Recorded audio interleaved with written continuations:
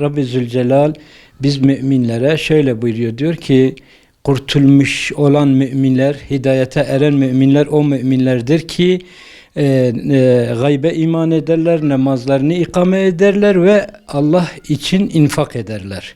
Rabbi Zülcelal müminlere bir pencere açıyor. Yani diyor ki ben size verdiğim şeylerden infak edin. Bu infakın ucu açıktır. Yani eğer bir alime ilim vermişsem o ilmiyle halkı bilinçlendirin diye bu bilinçlendirdiği zaman o bir ilmi infaktır. Bir tabip, doktor bir hastanın hastalığıyla ilgilendiği takdirde o hastayla rıza-i lillah için ilgilendiğinden dolayı bir şifa ve Allah verdiği takdirde onun ayrıyeten bir infakı olur.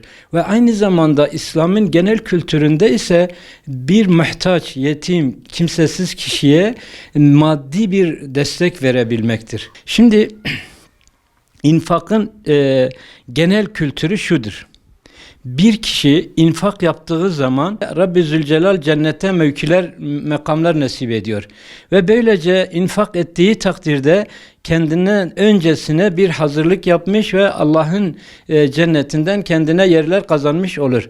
Bir de infakın zıttı olan bir cimrilik denen bir şey vardır. İnfak yapmadığı zaman cimriliğe düşer. Cimri adam da şu duruma düşer. Toplar ama yiyemez.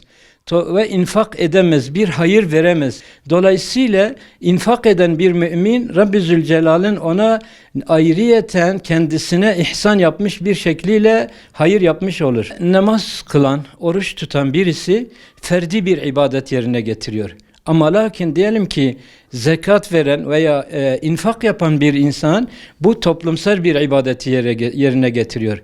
Ayrıyeten yine aynı şekilde mesela namaz kılan kişi Rabbi Zülcelal'in ona bağışladığı vücudunun zekatını verir ve ona bir şükür eder. Ama infak yaptığı zaman Allahu Teala'nın ona dünya olarak ihsan ettiği, ikram ettiği nimetleri infak eder. İnfak şu demektir. Allah Teala yeryüzüne bir düzen kurmuş ve bu düzeni zenginler ve fakirler açısından oluşturmuş. Bu doğal bir şeydir ama önemli olan bu doğalın içindeki şey zengin fakiri unutmaması. Zengin fakirin ihtiyacına ulaşabilmesi, onun ihtiyaçlarını karşılayabilmesidir. Bunu yaptığı takdirde Rabbi Zülcelal'in emrini yerine getirmiş olur. Ama özellikle şurayı da belirtmek gerekir ki bugünkü sıkıntılı dönemden geçtiğimiz ekonomi sıkıntıdaki dönemde infakın daha çok fazla alana çıkması gerekiyor.